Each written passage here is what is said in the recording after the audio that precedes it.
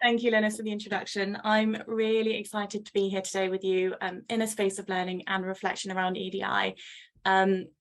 Our presentation is a little bit different to what Holly has just presented, with more of a snapshot over a particular project. Ours is more of a whistle-stop tour and a reflection on some of the work that we've been doing within our trust over the last few years, particularly in terms of identifying and embedding what we believe to be good practice. So to start off, we thought it would be helpful to provide just a bit of a visual representation of the work that we have done and a timeline in which we've been able to achieve this. So it's really important to acknowledge first that this is what's worked for our department in the given circumstances, with the colleagues that we had with us in the team and the allies that we had supporting us at the time. So this will look very different to what your journey has been or maybe going forwards. So whilst work around increasing accessibility to research has been happening within the department for many years, the trigger to really take a step back, evaluate and reflect on the issues relating to diversity, representation, access to research was highlighted by the COVID-19 pandemic in March 2020, unsurprisingly, as well as the subsequent media attention of the huge health inequalities those from an ethnic minority background experienced. This forced us to think more broadly about our current demographic of research participants and those that were underrepresented within research and why this might be. In May 2020, after the murder of George Floyd, a really heartfelt, poignant and honest message in our team WhatsApp group from one of our colleagues really allowed us to come together as a department to be able to talk openly about the impact that this situation, compounded by COVID-19 and being in a lockdown, was having on us as individuals personally. And these individual and group conversations amongst staff resulted in some really robust support systems and greatly encouraged further discussions as a department about what we could do to try and address some of these inequalities within our practice. So these discussions quickly snowballed, and in September 2020, as a department, we prioritised 5 working groups, or bubbles as we called them back then, that we wanted to pursue. And of these, equality, diversity and inclusion was one of them. And the EDI work group was born. And the intention of this working group was to challenge, change and improve research delivery and processes in order to better reflect EDI within participation and within our team. As a result of the working group, we were successful in the bid for extra funding to employ 3 posts between July and November 2021. And that was an EDI project officer role, an involvement coordinator role, and a communications and engagement officer role, all with a slight steer towards integrating EDI into our daily practice and trying to adapt our culture slightly. So what does this look like in practice? So over the last couple of years, we just wanted to touch on a few reflections covering 3 elements on the slide. So the biggest challenge for us as a centralised R&D team, who unfortunately don't sponsor our own research, was really understanding what our scope of influence was within the research delivery element of research. And we found it, as Holly's already alluded to, very difficult to tease this apart, as by the time that studies came to us, protocols had already been written and issues regarding consideration of accessibility and diversity had either been dismissed or not addressed initially in the funding application due to a lack of funding. What we could do, however, was start saying no to research that recruited from particular communities with no robust scientific basis that wasn't furthering equity. As well as starting to gently challenge some of our academic colleagues at the design phase if we were supporting any of their grant application work, as well as study sponsors at the feasibility stage when they came to us, to start engaging in some of these conversations and make them start thinking about EDI and what they could do to try and improve accessibility to research for underrepresented groups. What we found really positive in the last couple of years, and is, I guess, intended by this group meeting today, is that the recognition of the importance of EDI has really taken off in the last few years, and the consideration and support from our partners, including the NIHR, the CRN, the HRA, has really helped us to fight our corner, and it feels like there is really good work happening in this area. I'll now hand you over to Julian, who'll talk a little bit further about his own reflections as well. Yeah, so we noted, didn't we, that in terms of refusing studies, which might sound surprising to some people, particularly those working in mental health, about 5 years before this, someone identified that one of the studies we were doing had an inclusion criteria of white Caucasian. And we spoke to the CRN saying that we would never do another study with that inclusion criteria without a sound scientific basis, which of course they couldn't be. So we had good support actually from the CRN for that position. But it's interesting that that's still within you know, the working time of this our department.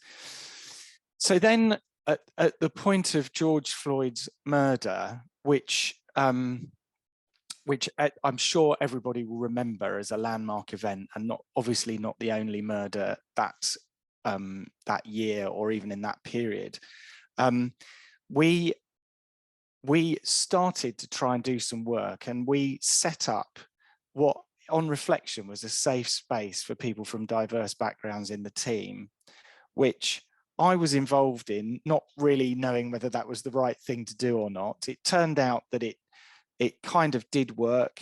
And then a few years later, you're then thinking, well, those safe spaces are critically important for people from diverse backgrounds to have without having to explain or talk about things, perhaps even to allies like myself.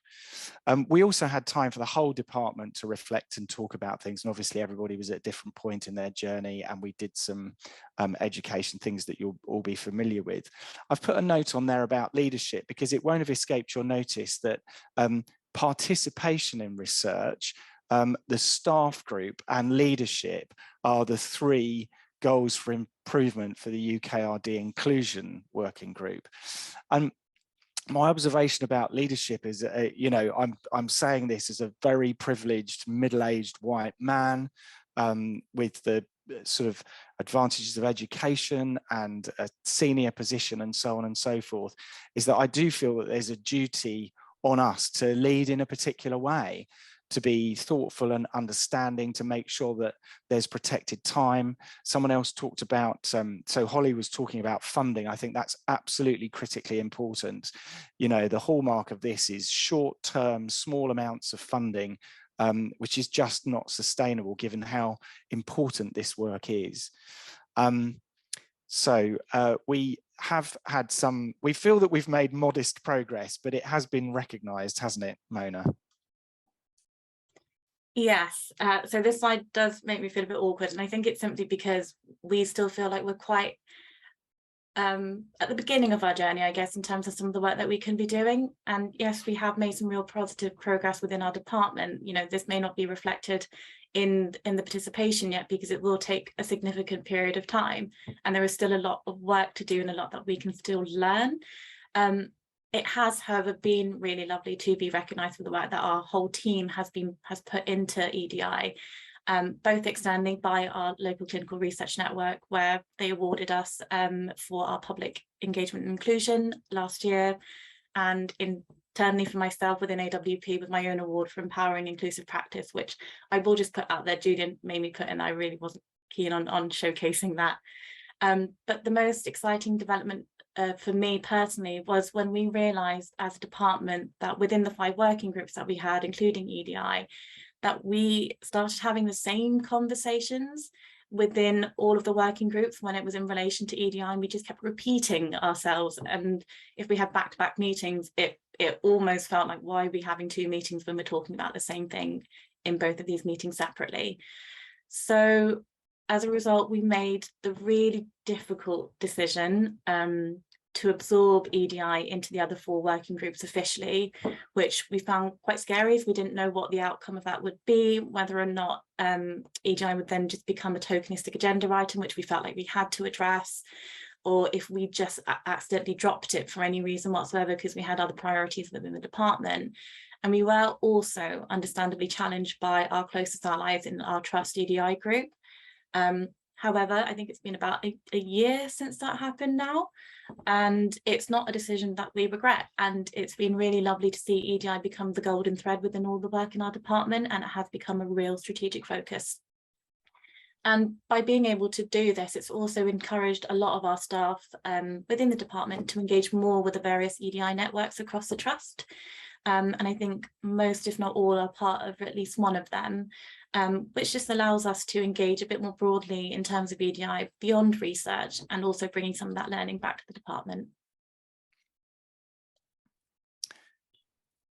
Thanks, Mona. So I've got some observations, really, you know, particularly for people who are trying to sort of start this work in a department, or people who were in my position who felt that they had no expertise. But, you know, put simply, racism is a problem caused by white people like me for people from diverse backgrounds. So I felt that there was a considerable responsibility there for me as an ally to do something and to kind of think about how it was done. And I've chaired my fair share of meetings, and I do like an agenda, but I think one of my reflections is that this EDI work is not like clinical governance. There isn't a 1-hour training, and there isn't a sort of simple meeting structure that gets you there. Obviously, as a psychologist, I'm going to say that a sort of mindful psychological approach is important, but that's because this is traumatic for some people. And the way that it will affect me in a meeting and what I bring and how I'm feeling will be quite different to people from diverse backgrounds and their experience of that meeting. So I think that having time to support people before and after a meeting, having time to reflect on the boundaries, and having time for reflection in the meeting like we're trying to do today, and setting the meeting up so that there is time and it's chaired in the right way. I quite like, some of you know, I quite like a co-chairing, and that sort of leads on to the responsibilities of a collaborator and leader. I prefer slightly the word collaboration because I have some slight discomfort about the word ally, which when we think of America as an ally, it's about sort of power, and so I have some discomfort with that power idea. And so something about collaboration where we're really working for the common good, because anything that helps and supports and benefits people who've been excluded or left out, or from diverse backgrounds, will benefit everyone in the end. And so, you know, leadership is, I've mentioned co-chairing. Leadership is sometimes about saying no. So sometimes I've been asked to do things where I didn't feel it was right or appropriate for me to do so, and I've had a rationale about that, and so I've stepped back. But of course, I've made sure that I'm always trying to do things and support and lead where necessary. And sometimes you have to step up when no one's looking, or nobody would know whether you did or not. And so that's certainly the case for people, you know, white privileged men like me in positions of sort of senior leadership. And then finally, time. So you've got to make time for individuals to do this work, and you've got to make your own time to do your own education and to develop, particularly as a leader and collaborator. Did you have any other reflections or comments on that, Mona? Yes, I think just having, it's a small thing, but just having management open to these discussions and willing to listen is really, really important. You may not need to, you know, you don't have to know all the answers, you don't have to have all the solutions, you don't have to be as, you know, informed as we would like you to be. But you know, I also can only speak to my own experience, and I can't speak on behalf of, you know, other ethnic minority colleagues. But just being able to have someone fighting in your corner, along with our colleagues who have been such strong allies, collaborators, have been really powerful. And it's allowed me to find my voice in the last couple of years where I didn't really feel that I had a voice worth raising. So yes, you know, just being open and having that openness to want to talk about something and want to listen is really important, I think, in starting that journey. Thank you. Some of you will find yourselves in departments mainly constructed of allies, and so engaging that is really important. And as a leader, you've got to know why diversity is better.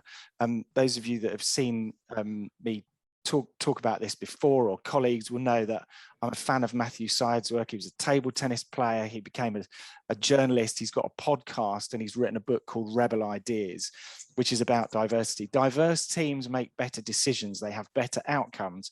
They have more fun. They have a wider variety of ideas. And so we as leaders have got to really understand and talk about why that's important and why it's so beneficial. And then I mentioned the idea of collaboration. This is Emma Dabiri's book, very short book, easy to read technically, challenging to read, but it's called What White People Do Next. It's a really good book, and it's around this idea of collaboration and allyship. So I'd thoroughly recommend that work. And then last, but by no means least, probably a hero for many of us, we talk about the first 10 years of this being the hardest. This is a historical, deeply set problem that's got years of work to be applied to it, and lots of effort. And if one person has made an incredible amount of effort in this direction, it's Baroness Lawrence, who I'm sure, as you know, her son was killed. It took many years to get justice. She has instigated numerous reviews, and it has changed the landscape, and she's still working hard. So yes, if you ever feel that you've done enough, or you're losing hope because it's a mountain to climb, this is someone to think about.